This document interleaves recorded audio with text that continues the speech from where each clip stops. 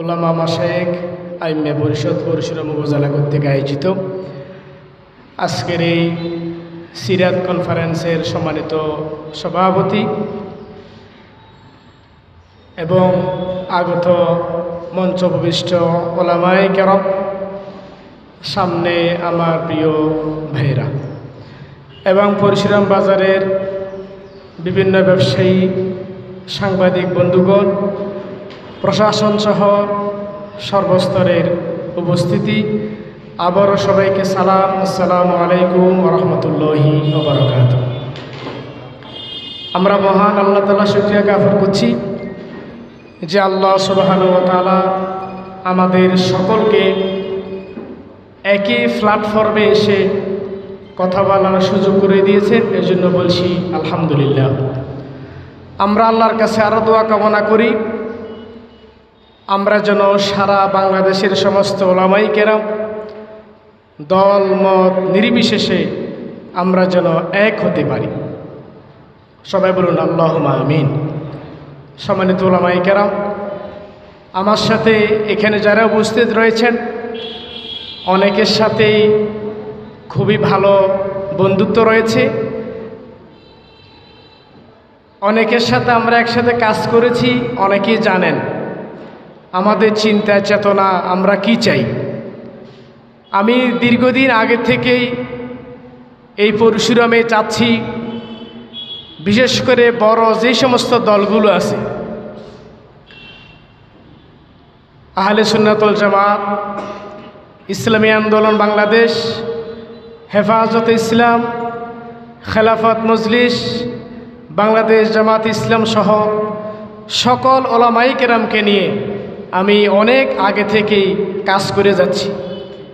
যারা হয়তো আমাকে চিনেন ব্যক্তিগতভাবে তারা সবাই জানেন আমাদের রাসূল করিম সাল্লাল্লাহু আলাইহি সাল্লাম তার সিরতের অন্যতম একটি অংশ হচ্ছে খেলাফত।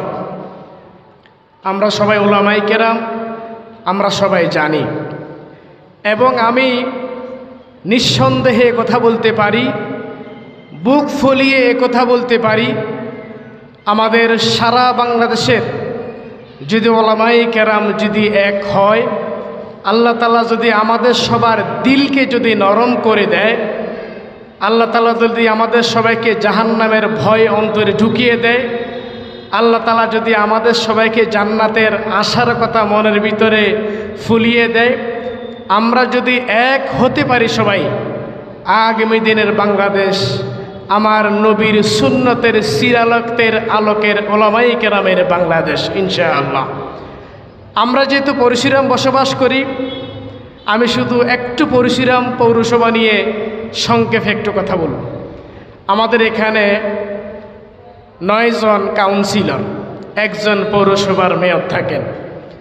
আমরা যেহেতু ইসলামী আন্দোলন করি, আমরা যেহেতু সবাই কোরআনের আলোকে সমাজ চাই, আমার হুজুরে নূর মুহাম্মদুর রাসূলুল্লাহ সাল্লাল্লাহু আলাইহি ওয়াসাল্লামের সুন্নতের আলোকে একটি সমাজ চাই, বেশি না। শুধুমাত্র জামাত ইসলাম, ইসলামী আন্দোলন বাংলাদেশ, হেফাজত ইসলাম, আহলে সুন্নাত ওয়াল জামাত যদি আমরা এক হতে পারি, আগামী দিনের পরশুরাম পৌরসভার মেয়র উলামায়ে কেরামের ইনশাআল্লাহ। আমাদের এখানে 9 জন কাউন্সিলর। আমার আওয়াজ, মাইকের আওয়াজ পুরা পরশুরাম বাজারে আছে। আমি ইউসুফ আশাকি শাহাদাতের তামান্না পোষণ করি।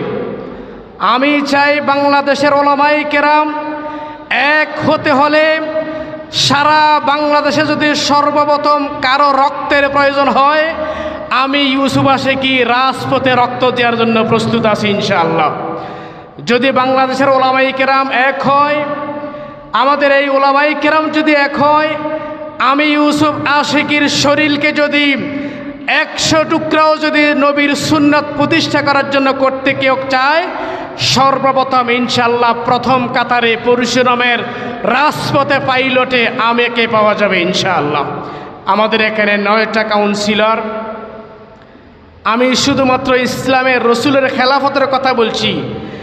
3টা যদি আহলে সুন্নাত ওয়াল জামাত নেয়, 3টা যদি জামাত ইসলাম নেয়, আর 3টা যদি সমস্ত কওমি উলামায়ে কেরাম নেয়, এই 9 জন কমিশনার আলোচনার ভিত্তিতে ইনশাআল্লাহ আগামী দিনে এই পরশুরাম আমাদের হবে ইনশাআল্লাহ।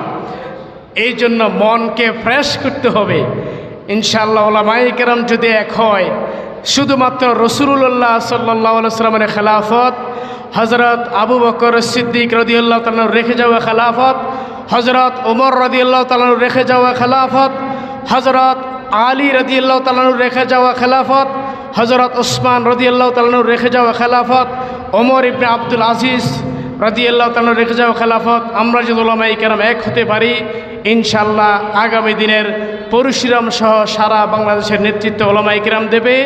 এবং আমাদের সিরাত কনফারেন্সের এই আশাই হোক আল্লাহ তাআলা যেন আমাদের সবাইকে মাফ করে দেন এবং অন্তরকে যেন বড় করে দেয়, হৃদয়কে যেন বড় করে দেয়, কোরআন এবং হাদিসের আমল যেন আমরা বেশি বেশি করতে পারি।